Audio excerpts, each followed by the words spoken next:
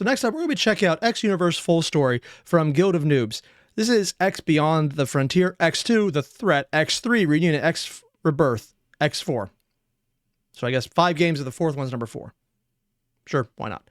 I don't know anything about this series. And if I do, I've just completely forgot about it. So this is going to be all brand new lore to me, and I'm kind of interested just because a lot of the times when you get into some really weird, obscure games, they can get up to some really weird stuff, and I'm so here for this. So let's jump into it and see where it goes. Probably crazy. Dear Egosoft, What? why doth your games contain a Egosoft? story that is on the edge of impossibility? Oh, Microsoft. Okay.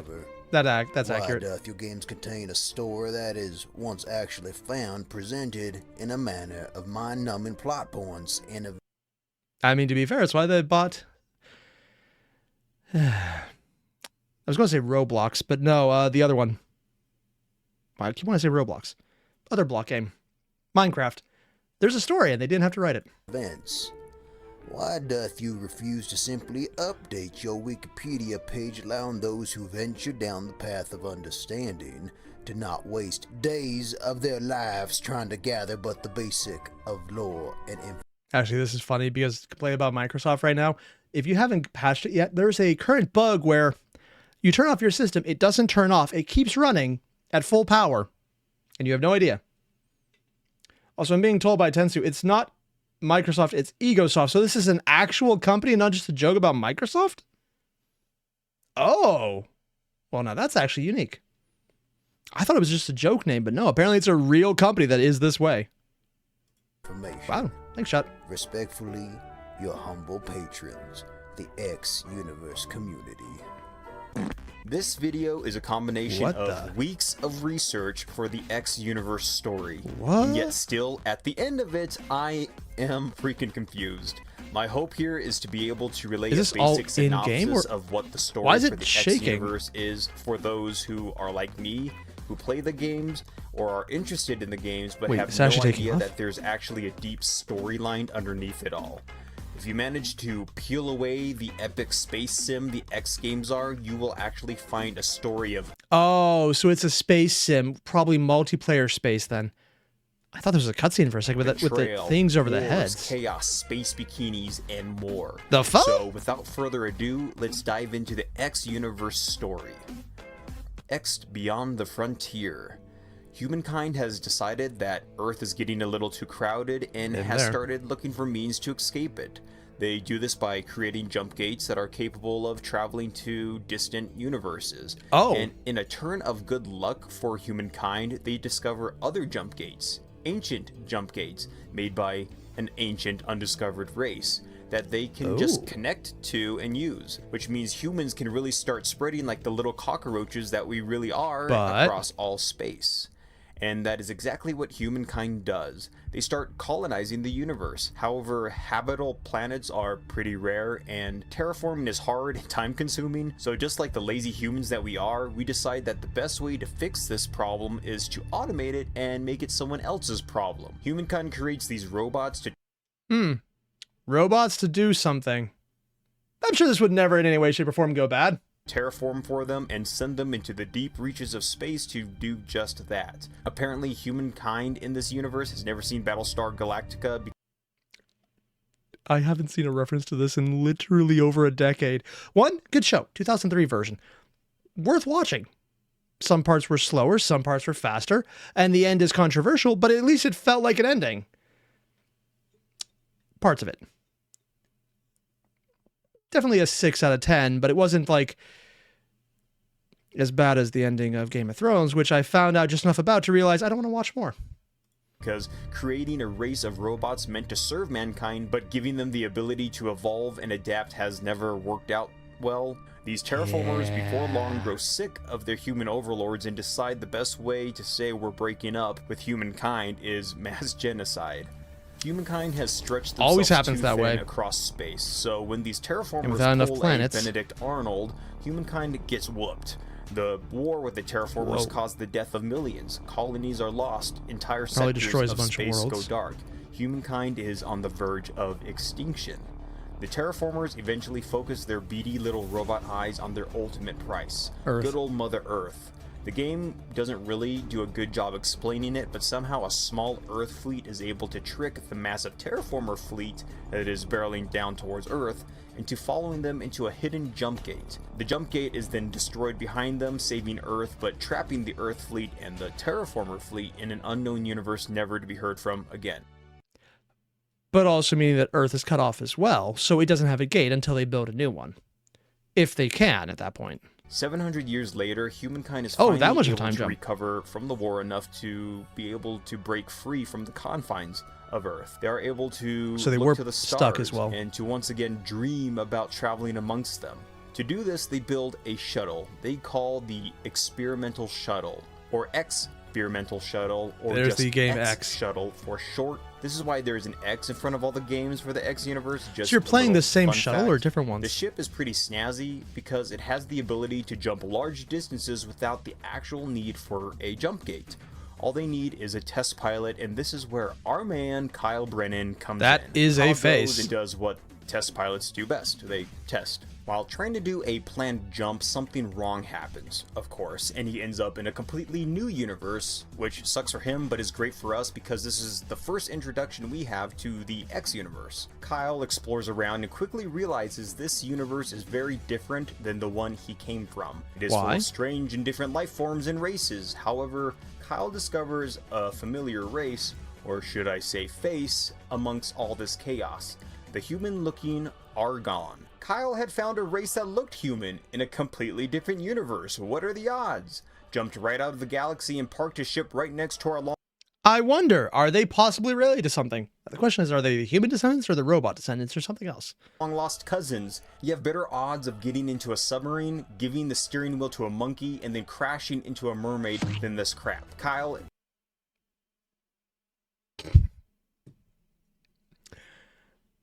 I'm sorry. It's stupid. It's a dumb visual gag, but god damn, it got me on that one.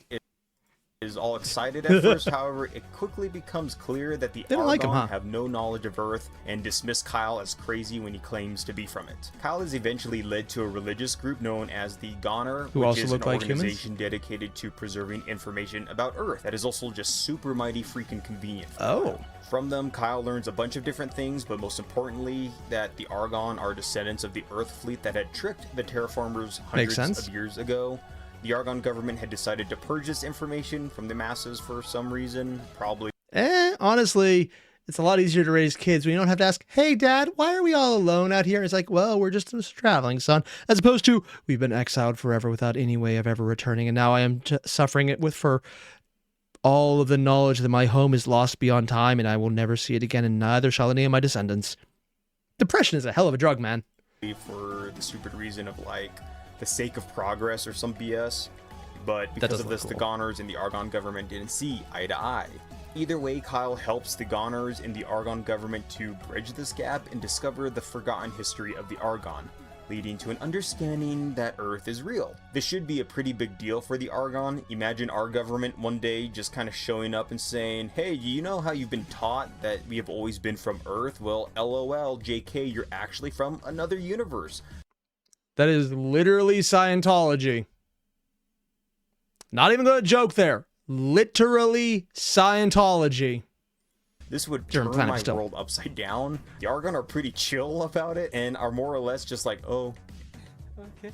Then they just kind of seem to carry on with life. They really don't seem to care one way or the other. I mean, how old is this video?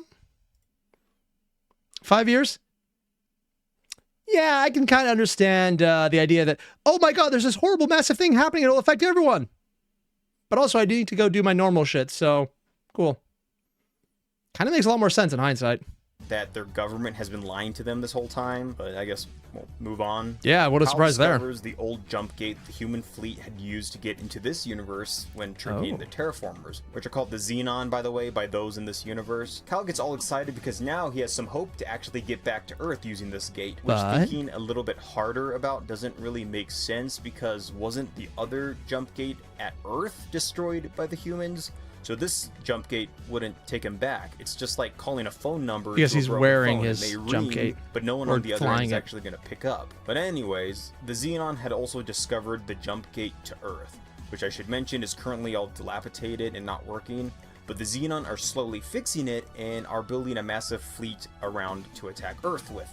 Which again, I don't see how that's going to work, especially if the jump gate at Earth is destroyed. Maybe Earth fixed it. Also, there's a bunch of other people from Earth they're just completely not fucking with right now. I guess it's just one of those plot holes you ignore. Which would be just stupid, but who knows. Kyle ends up working with the head of the Argonne Secret Service, who's named Bandana. Both kind of don't like the Xenon, and they don't want the Xenon to succeed. Yeah. The Xenon fleet is a threat to everyone, not just Earth. And on top of all okay, of this, at least the that's Xenon have created a super weapon dubbed the Mothership, which is capable of destroying even the largest of ships in one shot, so that's no bueno. Kyle goes around... Wait, are we saying that AI would make a way to just solve their issues with violence? That's more of a human thing. They're stealing our shtick. Warning all the different races of the universe of this Xenon threat, and even bands them together under one banner to fight against the Xenon. With their help and with Bandana and the Argonne, Kyle is able to destroy How many other species are there? Because we haven't seen any of them. Mothership before they can finish fixing the jump gate. This is all bittersweet for Kyle. He was able to save Earth in this universe. However, it is learned that the Xenon mothership that was destroyed had the plans on it on how to fix the jump gate. And when the mothership was destroyed, those plans were destroyed with it, causing Kyle to definitely be stuck in this universe. Luckily, Kyle was revered as a hero by the Argonne, so they welcomed him in as one of their own, which isn't that bad for Kyle because the next game introduces us to space bikinis. What? X2, The Threat, which is, I think, 20 years later, I believe. Considering the graphics, I'm wondering if they mean 20 years IRL or 20 years in-game, because... if it's old enough, maybe it actually was 20 years IRL, which would be kind of funny. Oh no, Kyle Brennan's gone missing, and the only one that can find him is runaway space pirate orphan Julian Gardner. What? But why this little turd nugget, one may ask? Well, because Bandana, that's right, the same Bandana from the last game, and holy potato, look at him, he got all sexy and chiseled, like that beard. To be fair, when you look at his previous image, there's something about it that just... it's the hat. The hat makes it look like his head extends well beyond what it should. Yeah, that would do it. Also being told by Tensu it's 20 years in game. Last game, and holy potato, look at him. He got all sexy and chiseled. Like, look at that beard. He actually looks human now. Man after my heart. But this Bandana knows that Julian Gardner is actually really Julian Brennan.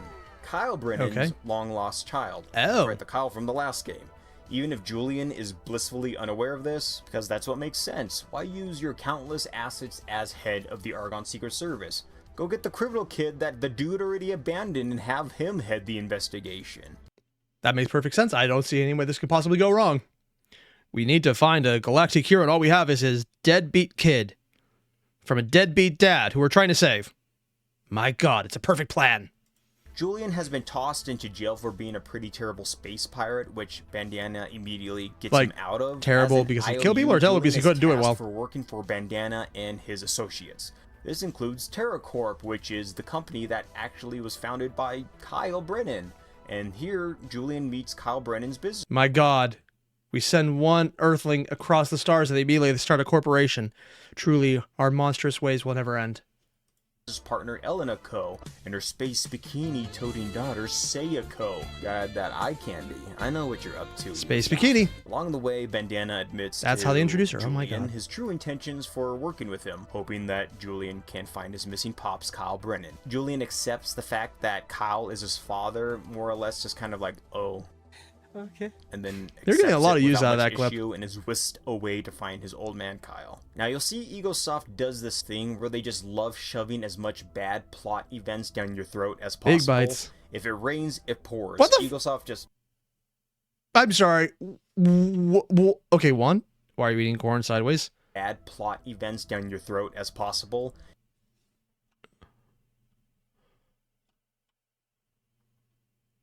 I've heard of being told you need a sign, but this is a little bit on the nose. And everywhere else. Oh my God. I've never seen that clip before. Just is obsessed with making things go from bad to worse, because during this time, an alien robotic race has invaded the universe. I wonder what that is. It's not this alien robotic race. It's a completely new and different robotic race named the Cock. So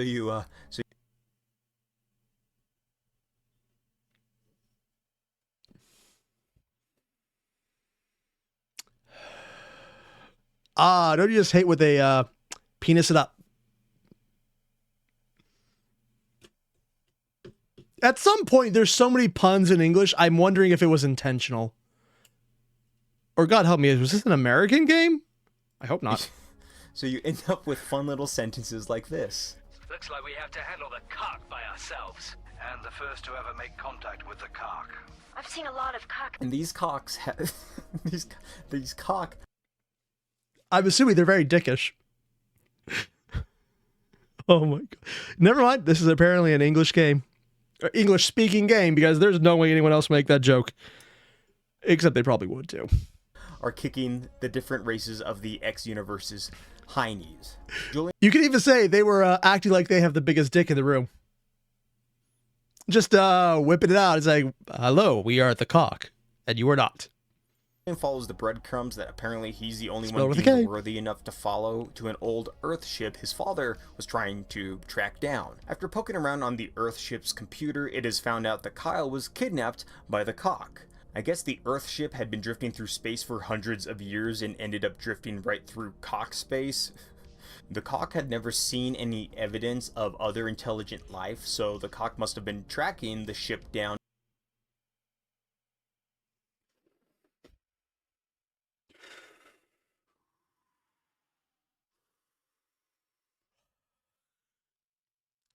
Don't you just hate it when you have lonely cock syndrome? Yeah, there's apparently support groups for that. Single Awareness Day, even. To see if anyone would interact with it or see if anyone would mess with it. And that unfortunate soul just so happened to be Julian's daddy-o, so that's just bad luck for it. Ah, so daddy abandoned you because he went out to get milk in a ship, and a random cock just came and took him. It always sucks when it comes to that.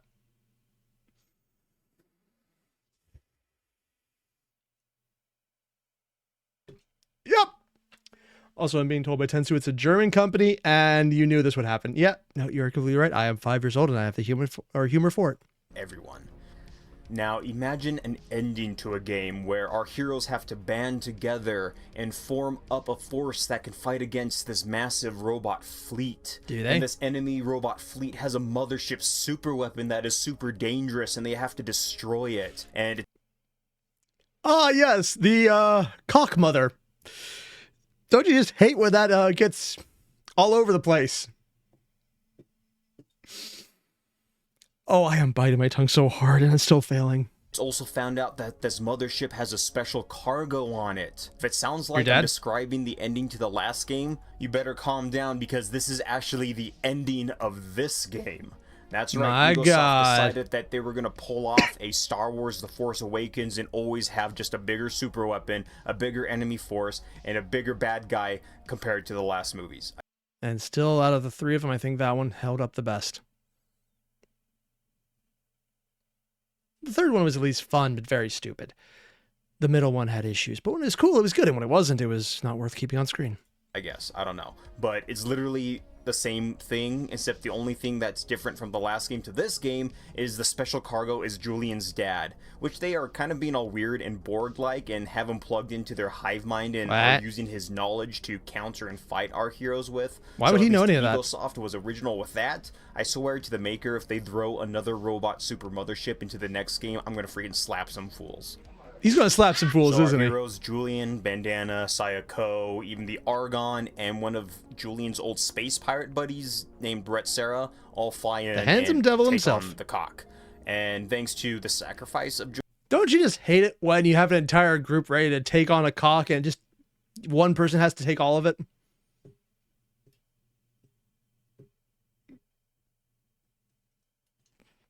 I am not a strong person. I'm not going to resist making these jokes. Eddie, I'm going to pull up your comment quickly. Heroes band together. Who is the drums hero? Depends. We need a percussion section. We also need the woodwinds. Those guys really know how to play a fiddle. Well, I think one of them sold their soul to the devil. Maybe that's a different kind of hero. Ooh. Hey, MTG, thanks for dropping in, man. Julian's space pirate buddy Brett. Flying into the heart of the mothership, they are able to beam Kyle to Bandana's ship before the mothership They have implodes. teleportation? This causes all the other cock ship to go dormant, allowing the good guys to clean up what remained, and So apparently they had performance issues. winning the battle. In the end, Julian is hailed as a hero. Saya was injured. Unironically, though, just between the first game and the second, you can see a distinct jump in quality of graphics. This is still not great, but it is noticeably way more detailed and unique in all the designs. Pretty badly during the battle, probably should not have worn something like a space bikini to war, but I digress. Saya was expected to have a full recovery. However, Julian's father, Kyle Brennan, was in a different position. Kyle was able to be healed physically, but he had fallen into a deep coma, and no one knew when he would awake. Get him a medical I guess bikini. Being probed by the cock for too long would do that to you. I think there's a tag for that, but that's a completely different website. Sorry, okay. That's my last comment. No, it isn't. I doubt it. The game ends with a Star Wars / Starship Trooper vibing shot of everyone looking out of a window at the memorial service being held for Brett Serra, the pirate guy, who will be remembered for his sacrifice in saving billions during the battle with the cock. X3 If they keep making name jokes, I am going to lose it so hard. Just all over the place, man. Reunion. X3 Reunion essentially starts right after X2 and the Cock War. The Cock are still floating around being dicks and are particularly I'll let you keep that one. Okay. pissed off at a group called the Paranid. The Paranid are these really intelligent, super religious tall aliens obsessed with technology. And why the Cock are pissed at them, we will touch on later. Julian is trying to help the Argon still, who have taken heavy losses due to the Cock invasion. However, Julian is distracted by space boobs and goes to help Sayako, who is working with the Goners. A lot of credit happens with the Goners, but to sum it all up for time's sake, Julian is Wait, was there an entire section where you're just flying around as the backgunner on a ship in a city? That's actually pretty cool. Into getting an ancient... Oh, but they're doing the thing where they have photorealism in the character models now. It only works because it's small, but sometimes that just looks odd in a setting where everything else doesn't have the same quality.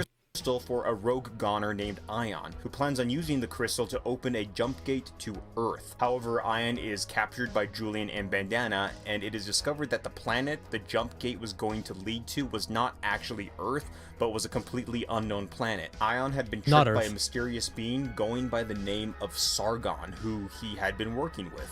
Can't trust this game is a lot, especially now, because with Zero Chill, Bandana contacts Julian saying that his old man Kyle Brennan regained consciousness, stole a ship, and ditched the Argon. And the worst part of it all was right when he awoke, a Cock attack took place on the city Kyle was held in, and his brain waves were matching the signal waves of the Cock. Now, so in other words, I'm not even gonna make this joke. There's too much Borg references in this one, but oh my god. And yeah, I can already see a huge jump in graphics. Some look better than others. Like the people look more real, but also the kind doesn't look better for that. But then everything else around, they have a lot more effects, but it's also limited.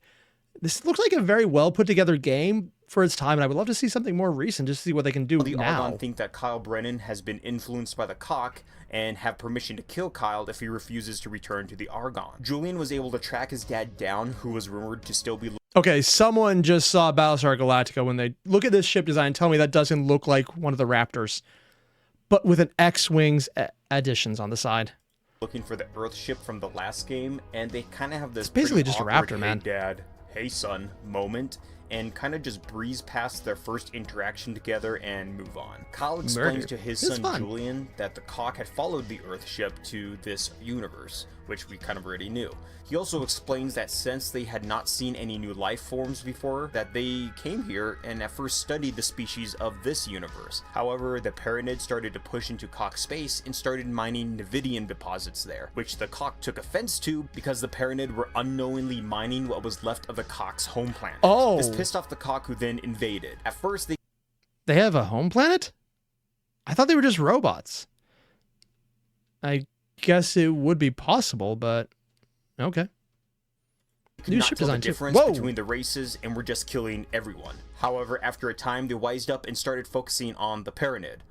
So Kyle and Julian are eventually found and arrested by the Argon. They think that they may have been influenced by the Cock, like we talked about earlier. Yet with the help of Bandana, they are able to escape and track down what the Paranid are doing with all this Nevidian. They are building jump gates. You can even say they have a branch of Nevidian. I'm sure nothing bad will happen.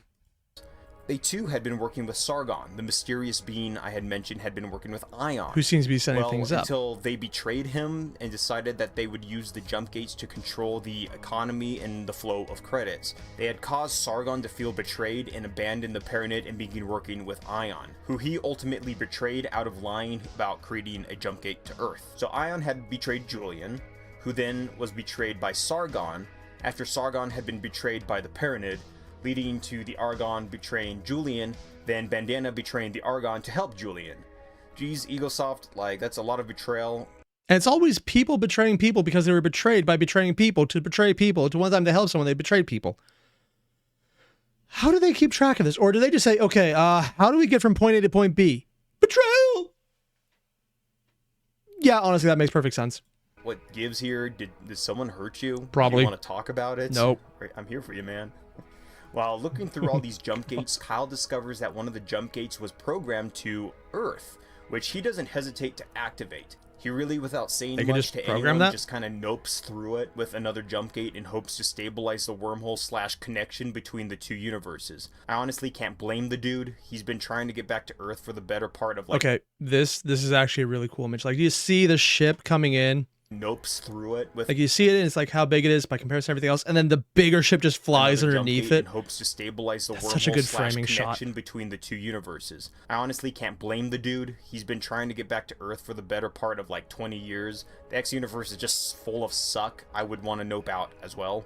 However, speaking of suck, the Cock had been keeping tabs on what has been going on, and they discovered the jump gates. They went there. I suppose they were really ticked off of what the Pyramid had been using the remnants of their home planet for. Admittedly, for a good reason. Also, I'm going to pull up the comment. Ah, yes. The planet name is likely Alsac. Bialsac. Of course, it has to be kept in line. And it can't be a B. It's probably the number 3, just to make it a little weirder. God. And like they had to know what they were doing. Of course, Julian has to stop them from destroying the jump gate. Actually, I want to check that. The explosion effect. In like full. That's a surprisingly detailed explosion effect. Like, not huge, and you can see where it's like coming in. You have, like, it immediately goes to a pre-recorded one, but it looks surprisingly good for this level of detail. When did this come out? Because this looks way more detailed than the previous one by a significant amount. From destroying the jump gate to Earth, or even worse, get to Earth, which seems to be just like what everyone wants to do. And you're tracking the shots, putting everything everywhere, and you're seeing all the other shots, so they're hyperimposed. You can see where everything's going. You're basically playing Toho first person at this point. Might be actually pretty fun that way. Also, speaking of first person, this is not it. And Raw, you mentioned you may like Science Insanity. They do lore on several universes with a focus on Battletech and Battlestar Galactica. Unironically, if I don't do that on stream, I will do that on my own time because that sounds amazing. Nowadays, just get to Earth. Luckily, Bandana and Bikini Britches are able to muster a fleet Earth's together and come and help Julian. And in the middle of the battle, Julian spots Sargon. And Sargon is pushing this nearby station into the jump gate to Earth. Why? I honestly am not too sure, but Julian figures that his intentions are probably not the best and follows him into the jump gate. And Julian were they? Manages to destroy the space station not and the Sargon balls along with it, but is still stuck in the wormhole and is sucked through to the other side to see Earth in all its glory. But back on the other side of the jump gate, Bandana and the fleet are losing.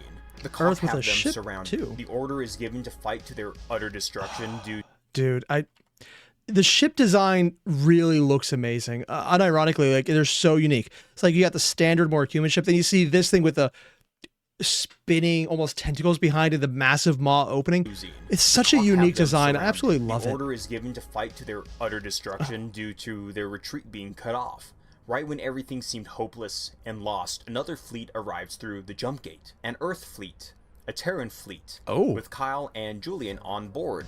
And with their help, the Cock are beaten back into full retreat. The Terrans are... I guess you could say Earth really knows how to handle Cock.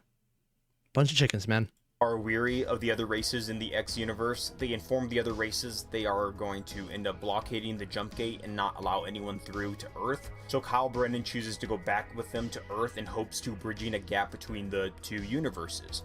Julian is pardoned by the Argon, and peace is once again established within the universe. Now, before... That's what it reminds me of. Oh, God, why is there a bobblehead with dreadlocks? It's like a baby in a full man's body. I hate everything about this image. It actually scares me. Oh God. I was going to say, it reminded me of some of the early Final Fantasy non-high quality cutscenes, like Final Fantasy X. Like where they're doing a cutscene, but it's not the fully animated ones. It looks like that. Not bad though. Before I move on, I want to hit on this Sargon character for a moment. The game doesn't really explain who/what he is, but after some digging, I was able to find out that Sargon is part of this race known as the Sonin. They're essentially a race that was created by the ancients to be gatekeepers and watch over the gate network. Essentially, they were just like minor gods. This leaves, of course, many questions. Was Sargon bad or good? Why was Sargon building the gates? Or at least helping people to build the gates? Did he program the gate to Earth? If so, why was he trying to destroy it? Was he just trying to help Kyle get home, but then close the gate behind him? And what are the chances the company didn't actually have an ending for this, didn't really think it through, and is trying to pull their ass together afterwards when people started asking questions they weren't ready for? The answer to the last one is almost definitely yes. What was the planet he was trying to trick Ion to open the gate to? Was Sargon the only Sonin we see in the game? Is he working alone, or is the ancients still helping him and guiding him? There's just billions of questions. Did he survive his ship blowing up? Hopefully these questions get some answers. If you know any of these answers and I'm just an idiot and missed them, please just let me know because I'm so confused. X3 Terran Conflict. X3 Terran Conflict is a DLC for X3 Reunion. Oh, it's a DLC. It pretty much just covers the Cold War that is taking place between the Terran, aka the Earth universe, and the X universe. Terran had seen what had happened when they created the Terraformers. Their AI went rogue and almost destroyed humanity. Because of this, they set into place many rules that forbade going down that road ever again. So, when the Terran made contact with those in the X universe, they were, in a sense, terrified. The races in the X universe had a very different mindset when it came to AI. The universe was also... Which is actually kind of weird considering the humans there, the Argon, were from that because they hid the entire past from them. So they never had the entire racial, or not racial, like cultural legacy of AI bad, fuck this, kill it now. Yeah, that would do that. Also plagued by attacks from AI species, even though they had in the cock. Because of this, the Terran were untrusting of the other races and isolated themselves. They were weary of the other races, even the Argon, their long-lost brothers and sisters. Oh, that was the animation from the first game redone in the DLC. Oh, that's pretty cool. Because of their ideology. The Terran saw what could happen. Worlds destroyed, billions dead, when AI were left unchecked. I mean, and they were they're not wrong. To stop at nothing to make sure that... Oh, that looks so cool. They're definitely flexing more animation, Mike. AI were left unchecked, and they were going to stop at nothing to make sure that never got into their universe. If I saw this as a kid, I would have an absolute field day. Going to war over. Now, the DLC allows you to see the Cold War from either side, depending on how you start the game. I'm going to skip over a lot of this DLC, but essentially just take from it that the Terran hate the AI. Xenon are bad, and the Terran and the Argon are about to have a worse relationship than being married to Larry King. Oh, he 8 times! Damn, I didn't realize that. What the fuck? X3 Albion Prelude. Another DLC for X3, but how many more DLC of an were expansion for the expansion Terran Conflict. Ooh, also, Eddie, I'm going to pull up your comment. Airier, if we reach the goal, can you at least put your recommendation on the poll? What is the book or history book of 1855 from Milo Rossi, aka Minuteman? Yeah, sure, I'll definitely do that, man. I think you've recommended Minuteman before, but I'm not sure about the book of 1855. Although I think you've mentioned 1855 before, so maybe that's the one. Because it throws you right into the middle of the war between the Terran universe and the X universe. So it actually does get worse. How many ships are there? Finally boiled over, and the Cold That's War Saturn, got isn't it? A little bit warmer. Swarm Everyone is AGI. pointing fingers at each other. Massive fleets of Xenon. Oh, they're actually calling it AGI. Sorry, this is actually something that's very fascinating to me because AGI would be artificial general intelligence, which is a step up from artificial intelligence, where an artificial intelligence is Siri ignoring you, where AGI is instead what they're trying to hit for now. And it's kind of insane what it can do, except no one can really do it. And they're probably not going to, because I found that the computational amounts require exponential increases in power to do it. And that would also cost exponentially more, and it's not profitable already. So not going to happen until someone makes major breakthroughs in computations. Not going to happen anytime soon. A little bit warmer. Everyone is pointing fingers at each other. Massive fleets of Xenon are invading Terran space. Because of this, Terran blames the X Universe systems. However, some are pointing the fingers at the Terran, blaming them for losing control of their invention in the first place. The Terran's aggressive stance on AI and going out of their way to stop it has been this is seen so as much more hostile detail by many. And after a bombing on the massive Earth Ring space station orbiting Earth called the Taurus that ends up killing thousands of Terran, a war has finally broken out. Oh, it between actually the two broke the universes. station. The DLC really focuses heavily on one sector known as Albion in the X Universe space. So the actual gameplay is a little more detailed, but the cutscenes were beautiful, man. It more or less tells a story of a corporate war going on underneath the nose of the Argon and this conflict with the Terran. And the corporate war is between Gianfranco Space Dynamics and Plutarch Mining Corporation. Gianfranco has been framed for the Xenon attacks and the destruction in Earth space by Plutarch. Plutarch is envious of Gianfranco's technology, especially their construction of the space highways. Because of this Space framing, highways? the Terran are curb stomping Gianfranco, and Plutarch has I've actually seen the concept of space highways in other forms of fiction, but the one I wasn't expected to pull out here, but it probably should in hindsight, was Space Cowboy. No, not Space Cowboy. Cowboy Bebop. Because that's one of the things they did between Earth and Mars was to create the interdimensional lanes that were essentially space highways. It's not quite the same, but it's close enough that I love the fact that two sci-fi classics would be here. And I'm guessing this is very much a classic at this point. Also, Eddie, I'm going to pull up your comment. Yeah, it's cool if you want it as a native. What's your opinion? And yeah, I have mentioned it a lot. It's the same. Okay. Honestly, I'll probably put it in the list regardless, because even if this one fails, I'll just start another one. I'd set these timers for 7 or 8 hours, but they just don't have anything above that. So the next one would just be set to 5. managed to step into their shoes as head honcho tech corporation.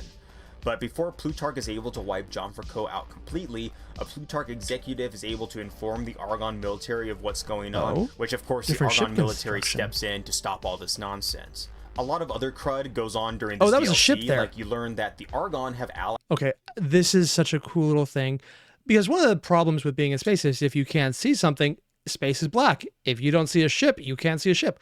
But you see the little lights here, so you're tracking it visually based on the outlines you can tell.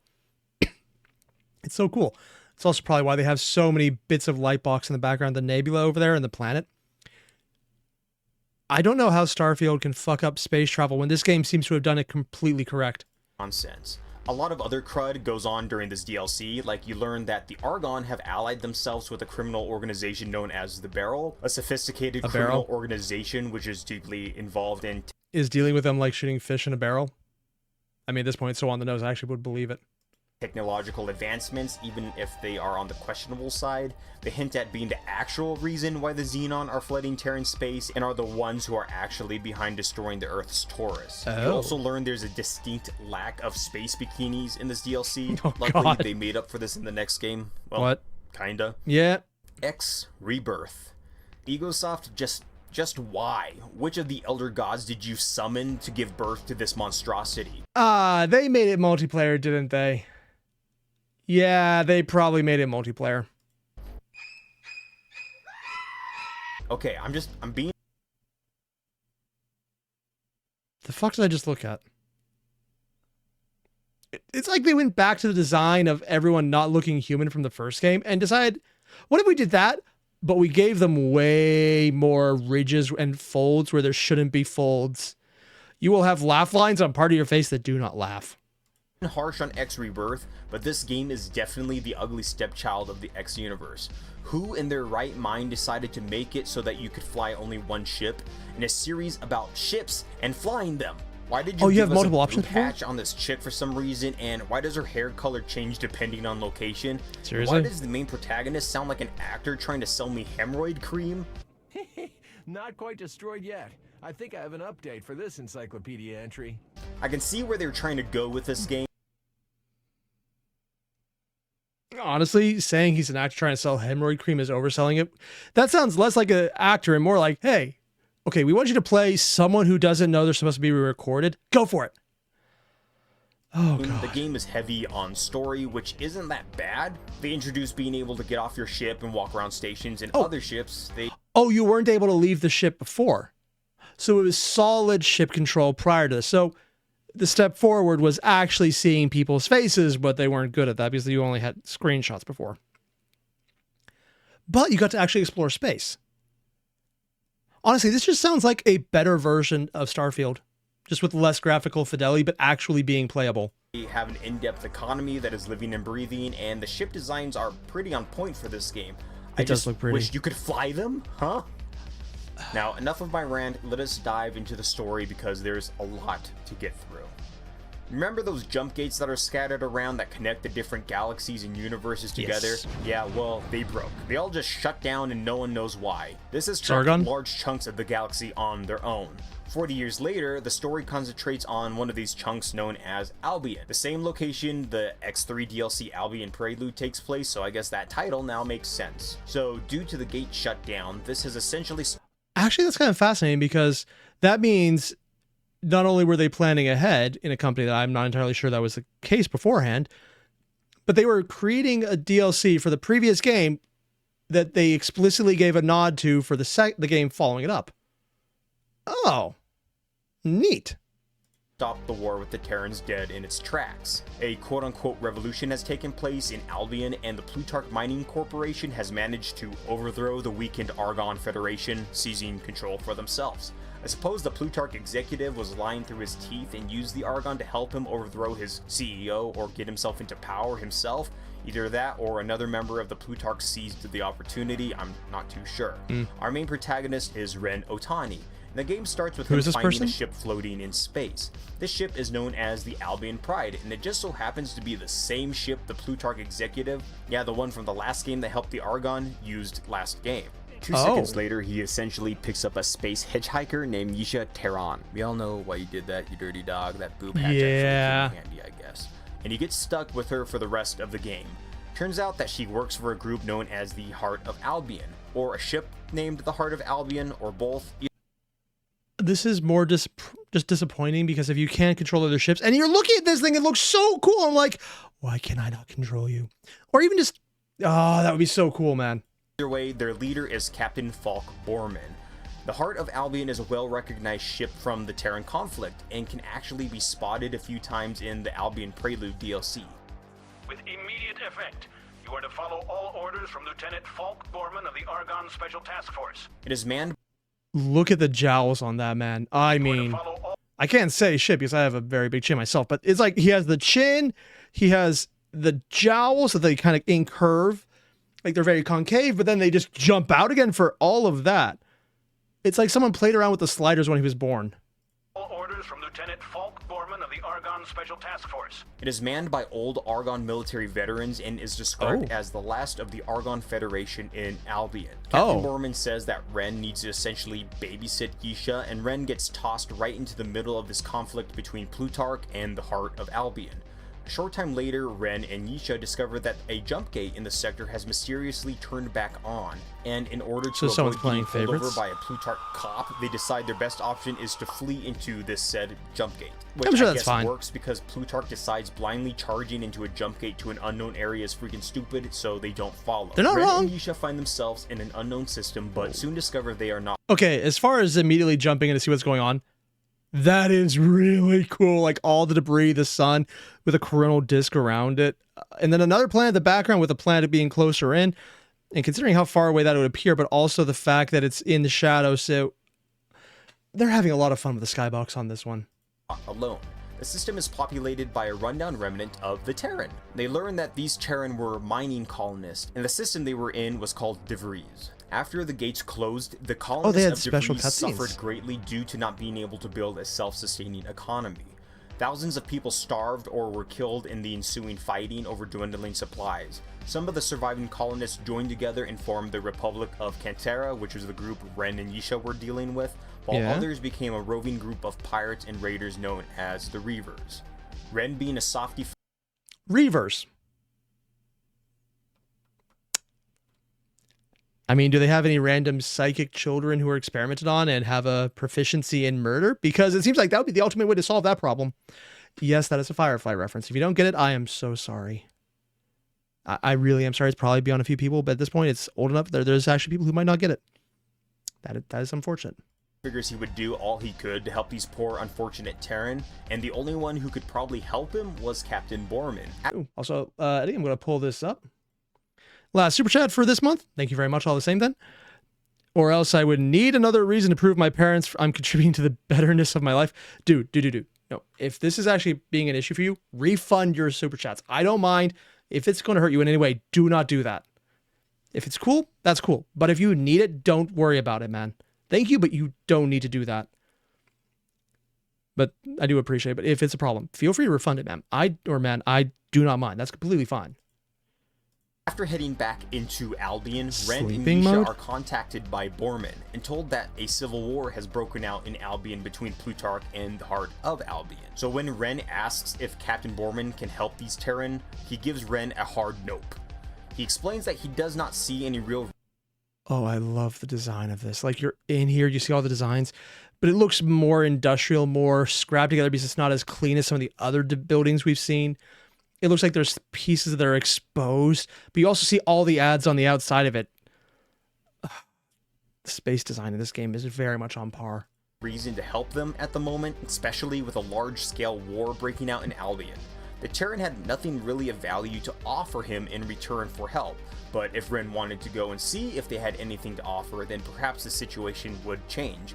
Honestly, I sensed some bad blood between Captain Borman and the Terran. You have to remember, the Argon Federation and the Terran were in a brutal war just like 40 years earlier. Oh yeah, because they did have the war, and this is post that. Okay. So some of that animosity is probably still present. Ren comes up with the idea that since the war is getting pretty bad, refugees would be seeking a safe haven, so perhaps the Terran would be able to offer this help. And after getting the thumbs up from the Terran for this, he essentially brokers an alliance between the two factions. Oh? More battles take place, and the war rages on, and it's found out that out of desperation, the Plutarch are working with the Barrel, the same Barrel from the last game, to develop a new type of fighter drone mixed with Xenon tech. Oh wow, can you imagine people making AI robots to do things so they don't have to? What could ever go wrong? Which of course will not become an issue later, because nothing ever bad happens when you're working with the Xenon.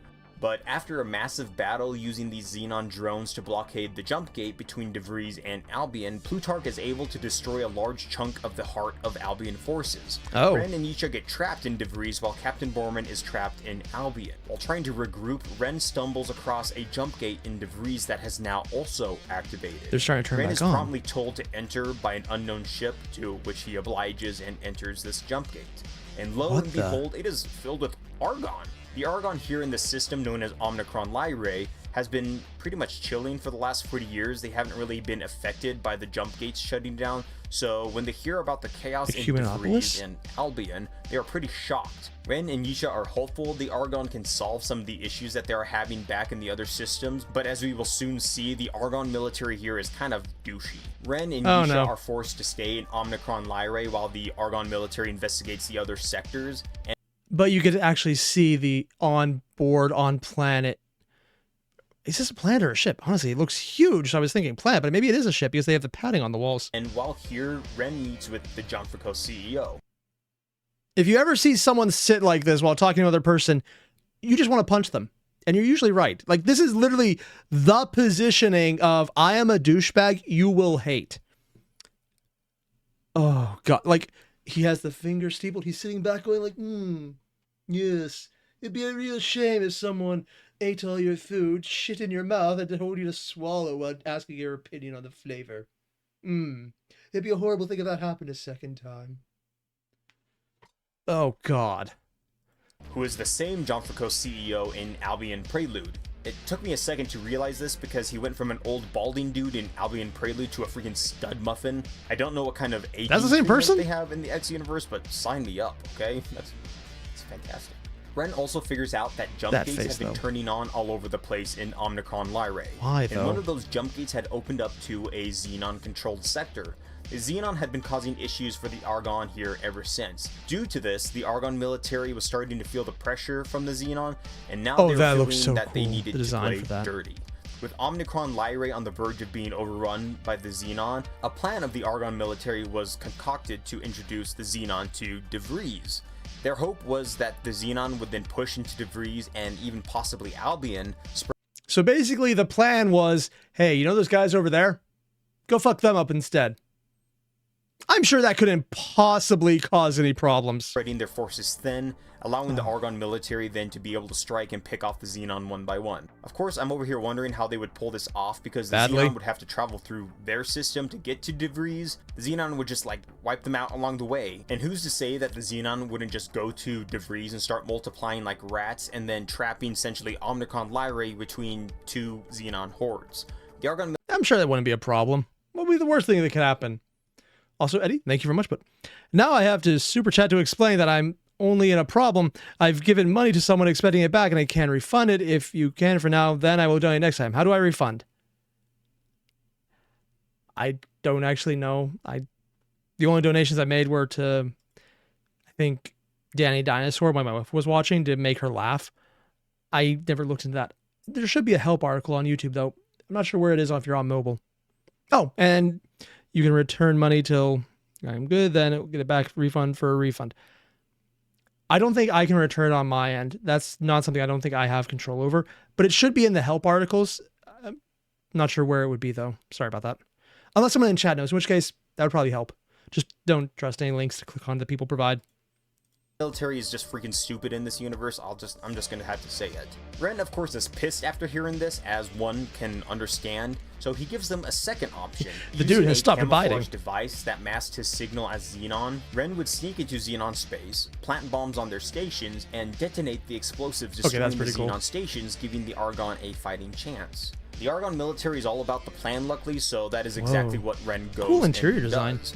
One thing no one accounted for was the fact that Xenon were probably going to use their eyes, because before Ren can plant explosives on all the stations, the Xenon figure out that one of these things doesn't look like the other, and one of these things doesn't belong. The Argon military is pretty much like, oh, okay, and continue anyways, which again makes no sense, because the Xenon now know they're coming, or at least that something is up, and are now probably preparing themselves, but the Argon military doesn't really care.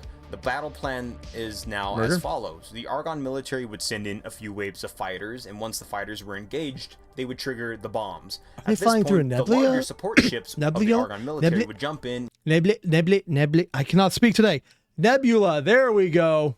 Or is this in cloud cover from a gas giant or something? To the battle, destroying the rest of the Xenon stations and factories conventionally. But like I mentioned, the Xenon were prepared, so when the fighters actually arrived, things hit the fan pretty fast.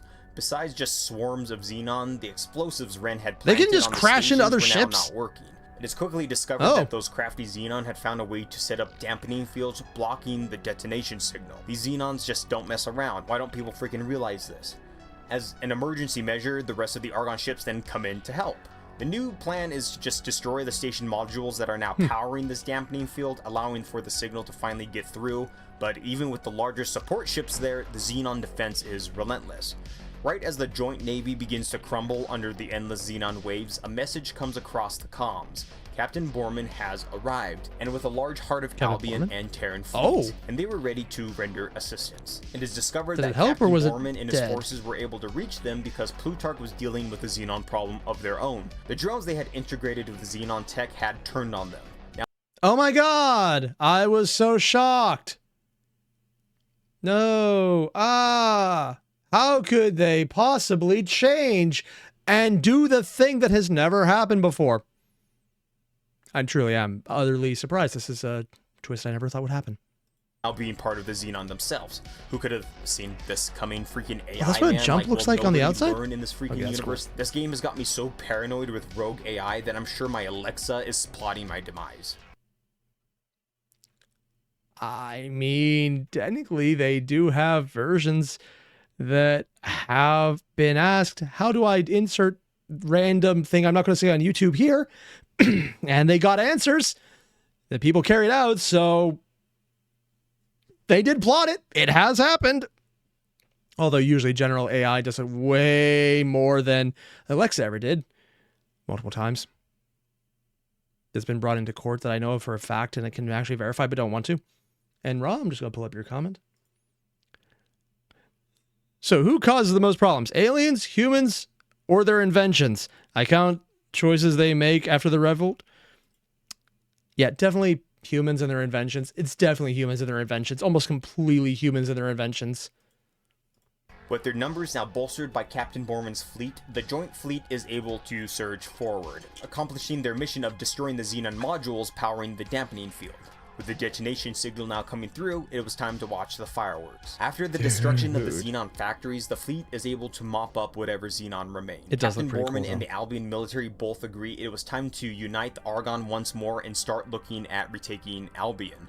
And Ren and Yisha are eager to come along for the ride. This pretty much wraps up the X Rebirth story. There are a few DLCs for X Rebirth, but I'm not going to hit on them too hard. They essentially just focus on the jump gates opening, introducing you to more Talati space. So in other words, it's not so much the main storyline, but finding out about exploring the world a bit more, which honestly sounds pretty cool. And more if only you can have more ships to do it. Especially in DeVries for some reason, and even the cock have started to show up and began sniffing around. Those guys. These poor folks are just really being spanked by rogue AI, but that's essentially it. X4 Foundations. Now, we are currently on X4. Okay, this does actually look really cool. I think every time they do another design, and every time they move forward games, their mega structures just get cooler looking. I don't even know what we're looking at right now, but it looks like a jump gate because I see the design that's been there since the beginning. But it just looks huge. And they were never small, but before it's like a ship would take up most of the entryway, and this one is just right next to it. For Foundations, while this game does have a light story, the game is highly focused on the fundamentals, aka the foundation of what makes an X game. Trading, combat, station construction, a living and breathing economy, etc., etc. Is that a mini ship lashed to the top of the bigger ship? Because of this, I'm going to not really focus much on it. So this one's more just a space sim. But I really want folks who are interested in it to get the game and experience it for themselves. With the Split Vendetta DLC out, it adds an awesome plot about a civil war taking place. So in other words, the base game is just a sim, but then the DLC adds storyline. Between two split factions, does look cool though. To experience both sides of the war. And now the Cradle of Humanity DLC is coming out early 2021, reintroducing not just one, but two Terran factions and Earth, which we haven't seen for like, what, 2 games now? So I'm pretty pumped to see how that evolves the universe. Eaglesoft themselves have stated that the Cradle of Humanity DLC would shed light on what has happened to Earth in the decades since the jump gate. That doesn't sound good. And also an alternative perspective. But also, cutting the jump gates doesn't sound the worst to them. Developments, which is going to be so freaking cool. I'm not sponsored by Eaglesoft. I just really like. Wait, their this isn't? X4. Unironically, I thought this was sponsored content for a bit there. Foundations is a fantastic game. Oh, you can actually walk on top. We can have. That guy's not wearing a spacesuit. Experience it and.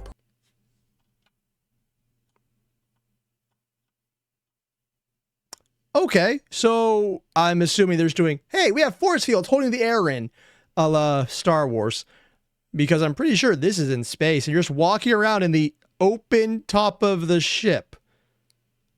Okay, sure, I guess magic space effects, why not? And purchase it and support this indie studio pretty much. This is an indie studio? More that they're going to be able to have to continue. I mean, I did Egosoft. I thought it was a joke about Microsoft, but apparently not. These games are fantastic. They're a rarity in this AAA just kind of garbage heap that. I thought this was AAA.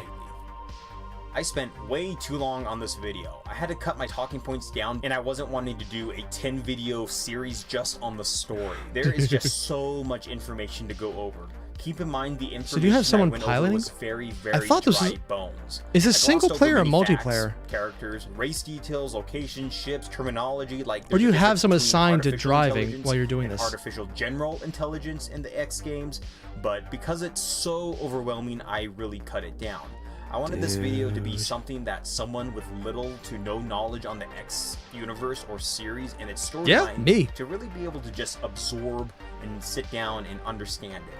And I think he succeeded because I had no idea what was going into it. And I kind of had a feeling that, okay, AI bad and people will fuck around and then find out the same way multiple times. Can you imagine if that was ironically completely a joke? That would be so funny.